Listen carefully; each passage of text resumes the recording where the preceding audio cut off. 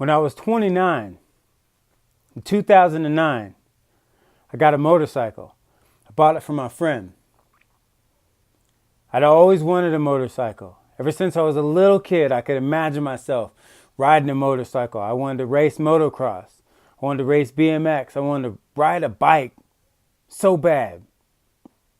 And I met a guy and he says, I got a motorcycle for sale. I said, how much? He says, $800. I said, let me see it. I went and checked it out. I said, I'll buy it. And so I bought it. I went, got the cash out. I bought that motorcycle right then. And then I went to get my license. Now I was good. I was a motorcycle rider. I'd been riding my whole life. Been all kinds of bikes.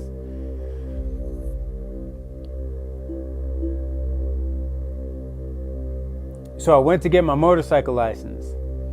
And I took the test, and the test was just, it was crazy. Didn't have anything to do with real motorcycle riding. And I failed the test. I just barely failed. And I had been riding up to that point about 3 months just because I wanted to really get my bearings down on my bike before I took the test. And it was like, well, riding dirty out here, riding illegal, but, I don't want to go into it and fail because I'm not familiar with my bike. And so I went in and I failed anyway. And I thought, well, I'll take it again. So I'd been riding my bike anyway because I'm a safe rider. I know how to ride.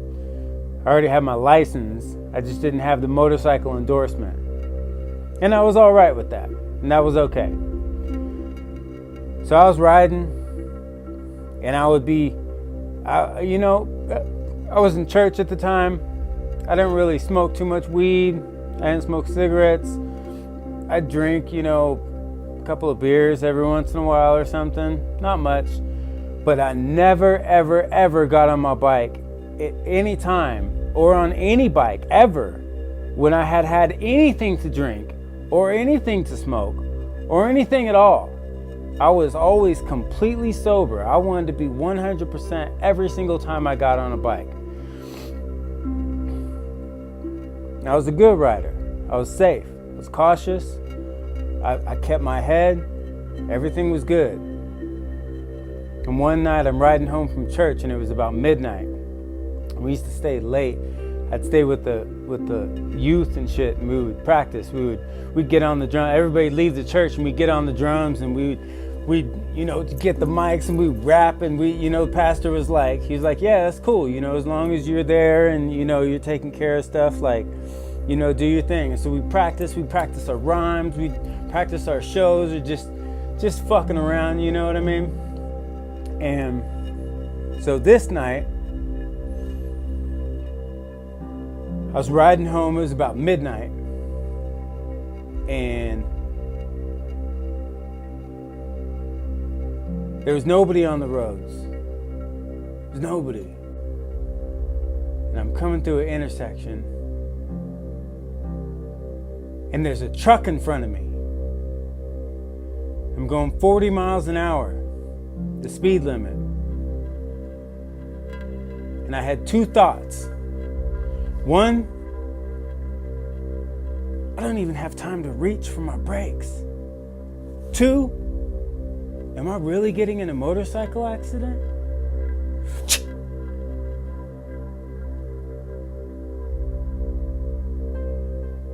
And I open my eyes to the paramedics pulling off my helmet. My whole body's shaking. My whole body is just shaking. And I'm thinking, is this it? 3 months I've been riding. I'm riding the speed limit. I'm riding safe. Is this it? Is this my life? Am I done?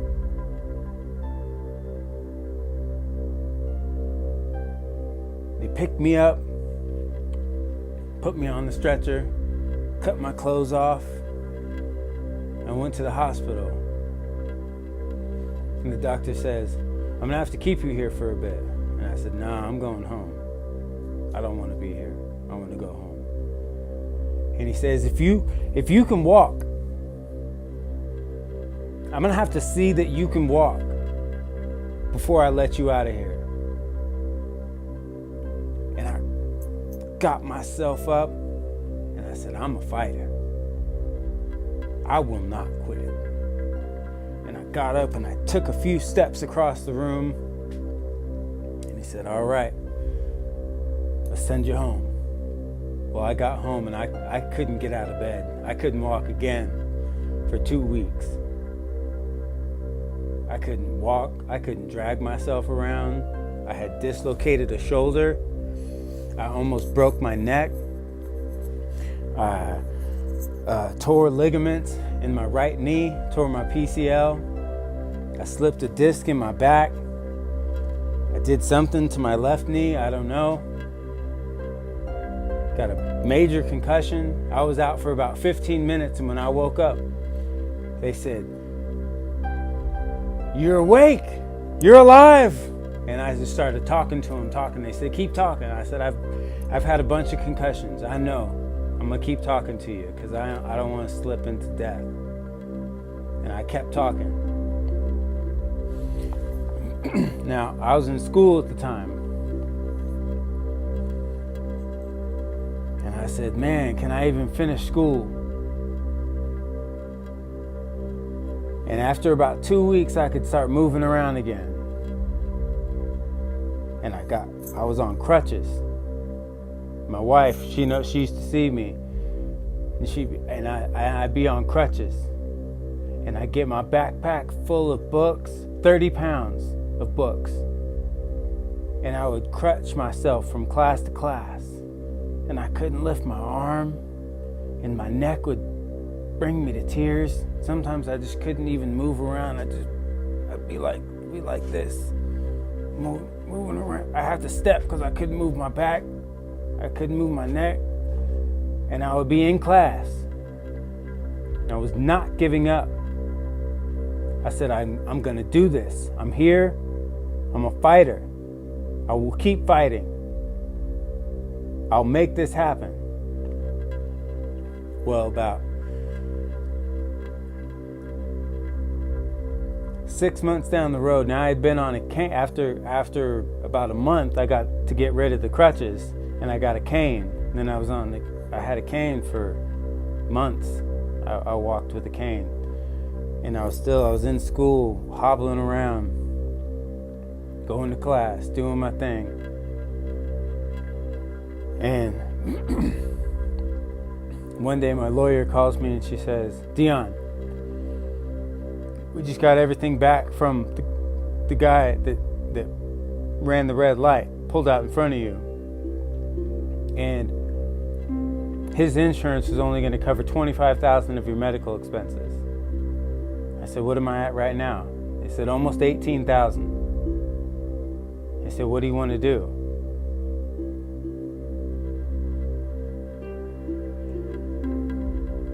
I said, well, let's stop the care. Because at this point, I'm separating from my wife. I'm gonna need money to get into a place and to get all my shit together.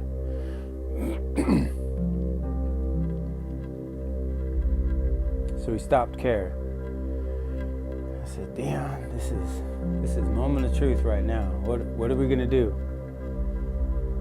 What are we gonna do? They wanted to do surgery. They said there's a 50-50 chance of surgery. 50%, it's gonna work.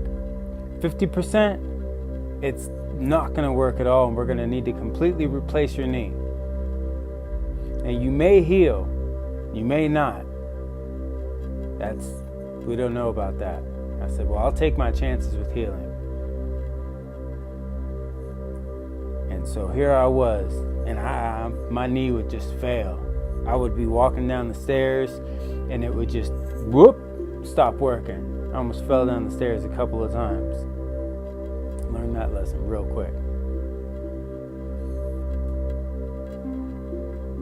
So I decided that I was going to stop care, see whatever money I could get back. I was going to buy a bicycle, and I was just going to bring myself back.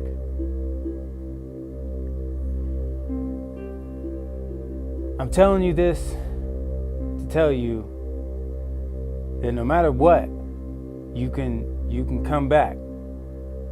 There's no too far gone where you can't come back, where you can't be healed, where you can't put in that work and heal yourself. Okay? I learned the true nature of my wife at the time, my ex, who she was.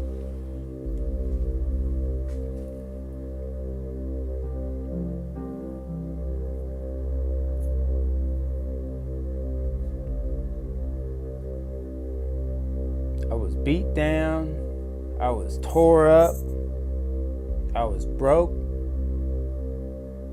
And you know what I said? I made the decision. I said, I'm never going to be with anybody ever again. I got in that accident 3 days before I was supposed to go down to Mexico. We had everything all planned out. Whole trip planned out. Well, I said, you know what I'm going to do? I'm going to travel south. I'm going to get everything in my backpack. I'm just going to boogie board. I'm just going to get in the water, build myself back up. And I'm just going to travel and run away from it all.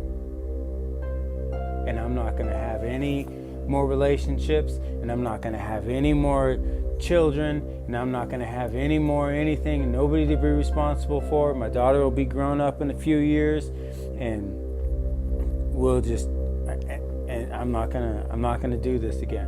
I'm not going to do this again.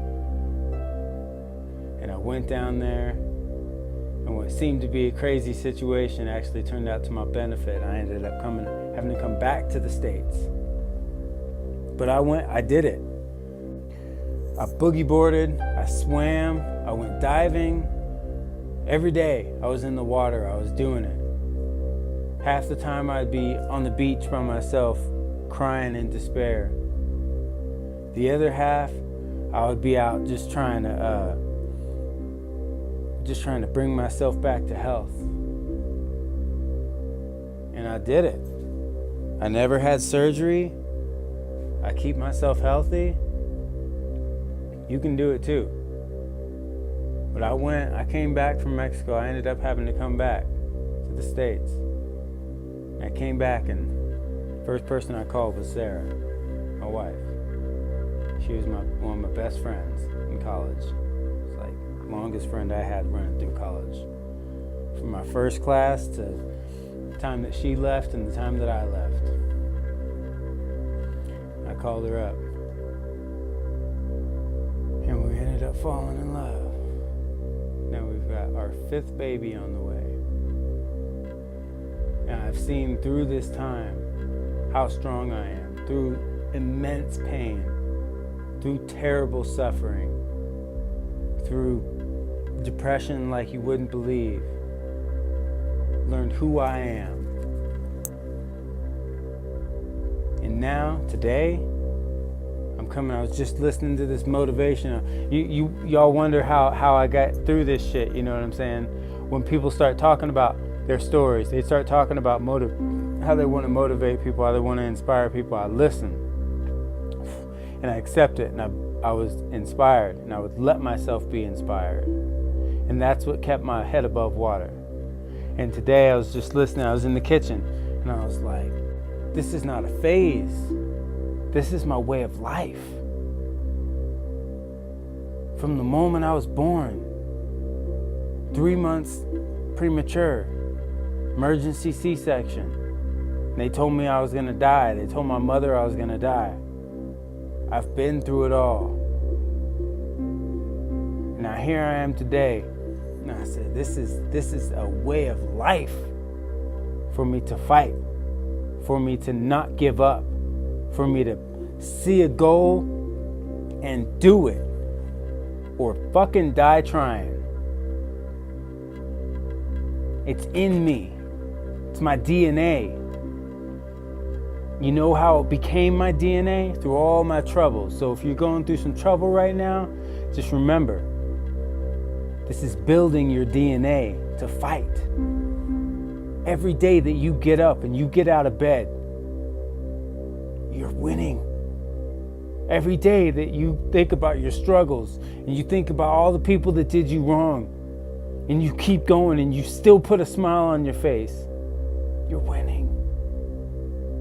Every day that you hug your little kids, even though they've been just crazy insane and you just want to spank their little asses and you're like, no, I'm just going to hug them and love on them and give them so much love. You're winning.